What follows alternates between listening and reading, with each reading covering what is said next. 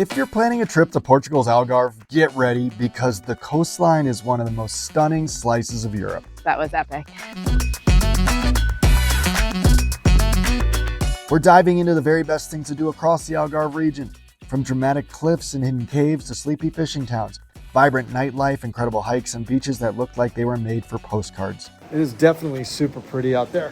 Whether you're staying for a week or just a long weekend, this guide will help you hit all the highlights. Now there's so many different cities to see, so many different towns to visit if you're coming to the Algarve region of Portugal. So much to see and do. I mean, they're really hard to get it all there. But that's what we're trying to do. We're going to have your complete guide to the Algarve region and the best way to spend your trip.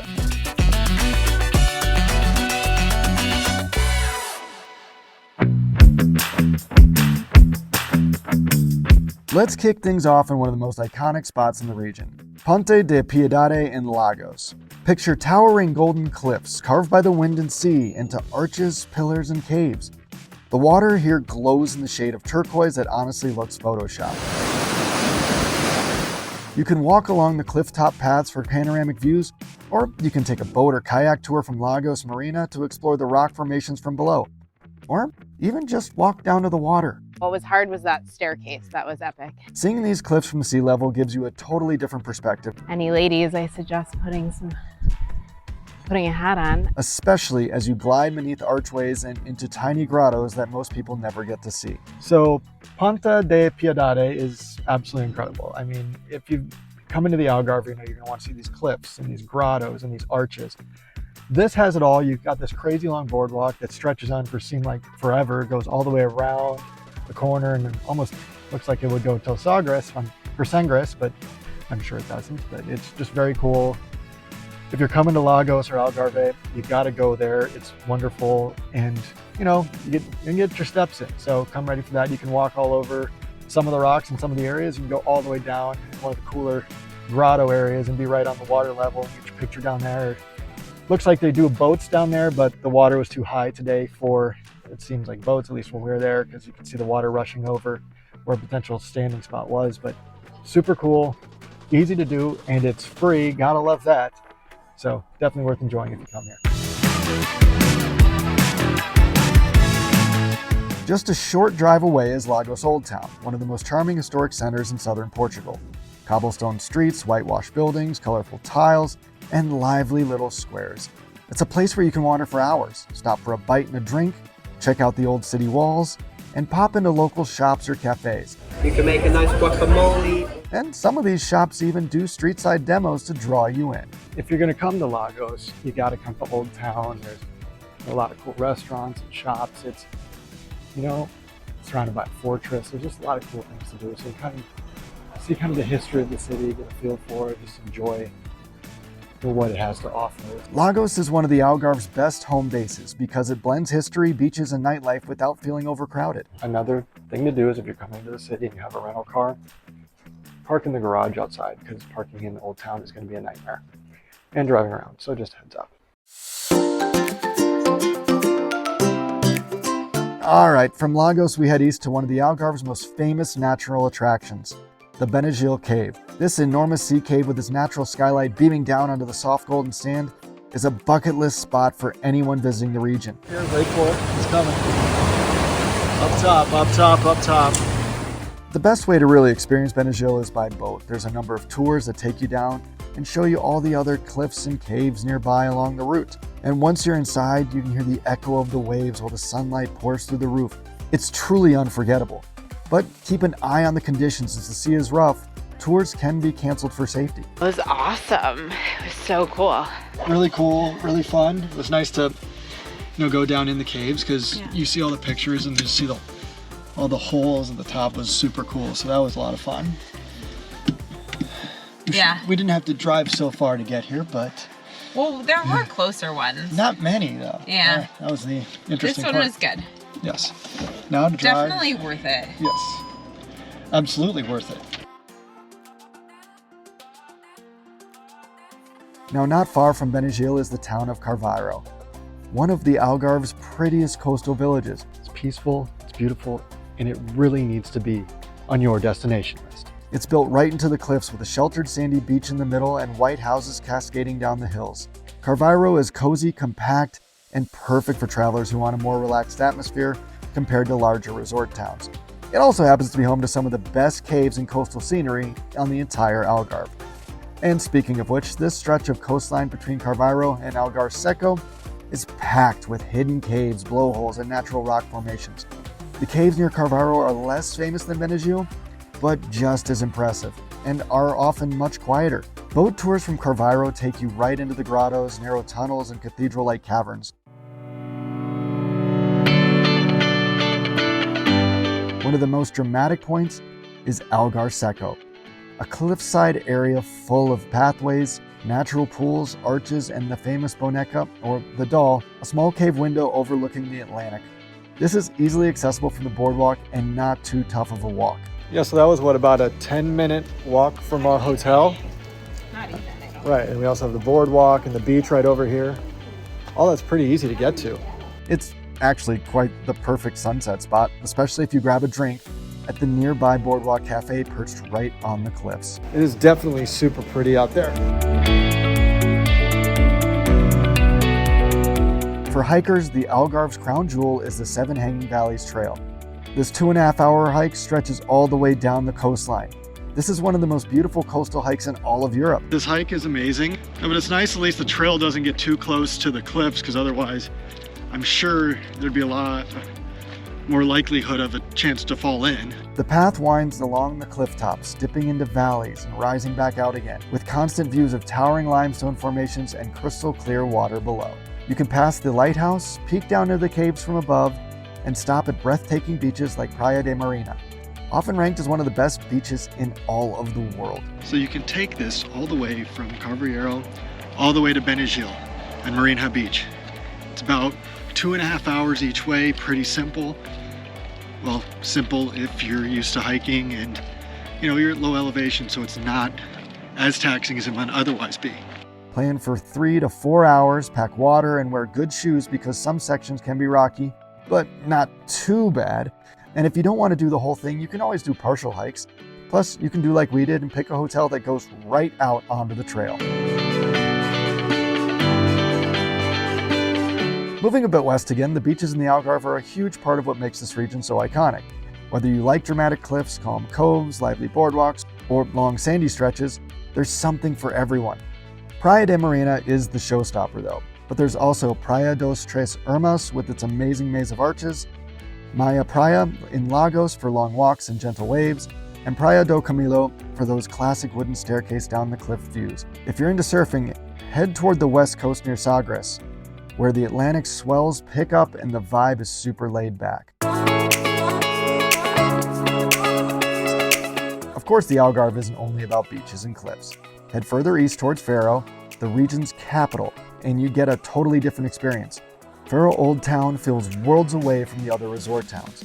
Walk through the Arco de Vila, the old stone gate, and explore the winding lanes lined with orange trees, small cafes, and local boutiques. It's peaceful, charming, and full of history. And it's one of the many places to see the popular, colorful sardine shops throughout Portugal. I think this might be my first sardine. Go for it. Essas são todas 9,80. Essas são 9,80. E essas elas têm... Thoughts? Não, não vem filete. Essas aqui vem filete. I like it. Obviously, if you come to Faro, you're gonna want to see Old Town. That's pretty important, pretty cool, lots of cool stuff here. Shops and some unique things that you might not gonna get in some other old towns around the Algarve area, but definitely worth checking out if you're here. It's a little bigger than what you'll have in Lagos. You're gonna be able to explore a little more. There's a lot to see, a lot to do. It's a little bigger than Lagos, so you're gonna want to take a little more time and work your way through it.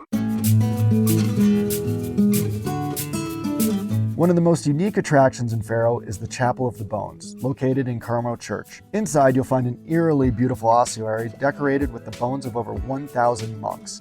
It's meant as a reminder of the shortness of life, but it's also an artistic and architectural marvel. Quiet, haunting, and fascinating all at the same time. Another must in Faro is the local fish market, Mercado Municipal. This is where you get a real taste of Algarve life. Fishermen bring in ultra-fresh seafood every morning: octopus, sardines, clams, shrimp, you name it. Even if you're not buying anything, it's fun to walk around, grab a pastry, and watch locals go about their daily routines. Just a tip, go early in the morning. We went later in the day and we missed the whole thing, so make sure you're there early to see all the fun. There's so much good food, from the pastelerias, to all the seafood, to all the different kinds of restaurants. Whatever you want to eat, you can get it here. And our first stop here is Baratas. So this restaurant is kind of in the middle of nowhere. It's a small little town called Silves. Now granted, many of these towns around here are very small to begin with, but you kind of have to go out of your way a little bit because you're probably not going to be staying there to eat there. This is the kind of place where everyone knows your name by the second visit. It's a family-owned place and the service here is impeccable. The sea bass here is absolutely perfection. You can get it grilled or baked, smoky, tender, just kissed with lemon and olive oil, or cooked with vegetables. It's one of the more phenomenal meals we had in all of Portugal. Some of the stuff that they had in the beginning were just like different. You know, normally you just get like bread and butter. You don't get like all these, you know, interesting things. Enjoyed it with some mulberry ice cream dessert. Carrie tried the fig. I'd recommend the mulberry. It's absolutely worth it to get a nice sweet treat at the end of your meal. Simple, rustic, and absolutely delicious. I thought it was great. Food was great. The owner of the restaurant and the staff were so sweet and nice, and yeah, it was delicious. I had the blue bass baked with a number of different vegetables, tomatoes, potatoes, onions, and it was incredible. And then I tried some of Carrie's grilled sea bass, which was also fantastic. If you're looking for something with a Portuguese flavor and you want seafood, this is really going to hit the spot for you. It's just one of those places that, you know, the service was fantastic. Everyone was so nice to us. The owner came and spoke to us for a little bit. He was just wonderful. The servers were great. Definitely took care of us. And yes, it helped that we're here in the off season, which granted we always recommend here at Window Seat to go places in the off season because you're just going to have a better experience because you're not dealing with all the crowds and fighting for spots everywhere. But, you know, if you're looking for Portuguese food, seafood, and then a phenomenal dessert, which I had the mulberry ice cream with like a chocolate crepe and a little chocolate sauce on it. Fantastic. And so happy we picked this restaurant up. Next up, Rei das Praias. It's literally called the King of the Beaches. It's over in the Faro area. It's built right on the sand, overlooking turquoise water. The red snapper and golden bream are as fresh as it gets, grilled to absolute perfection. Squeeze a lemon, that's it, that's all you need. It's phenomenal. Add a glass of white wine in the beach and you've got a wonderful little meal right here on the water. So that was, you know, very good fish. I thoroughly enjoyed that fish. Not quite as good as Baratas, but very good. Carrie loved the grilled vegetables. The wine was very tasty. You know, it's a little pricey, obviously. You're going to get that with some of these fresh fish places, but you know, it's right on the water. You can see the beach right up front if you come in Maine or during the day or during peak season. The rooftop is probably very crowded, very popular. So wonderful atmosphere. If you like whitefish, they had plenty of options, and it's very fresh, as you can imagine, being right here on the water. It was very good. Yes, it was very good. Liked it. It was very quiet. We almost had the restaurant to ourselves. But The joys of coming in off season. If you're looking for lively nightlife and a bustling town atmosphere, Albufeira is the place to be. It's one of the most popular destinations in the Algarve, famous for its beaches, buzzing bars, and energetic old town. If you want quiet, this might not be your spot. But if you want variety, entertainment, and a more resort-style vacation, Albufeira delivers. The old town has great restaurants and fun narrow streets, while the strip is where you'll find the nightlife. Another great spot is Sagres and the southwestern tip of Portugal. This is where the cliffs become wild and rugged, and you feel the full power of the Atlantic Ocean. The lighthouse sits dramatically on the edge of towering cliffs, and the sunsets here are some of the most memorable in the country.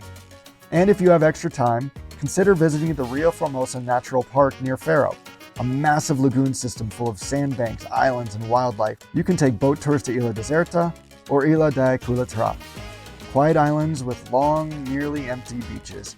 It's a completely different side of the Algarve, peaceful, raw, and less developed.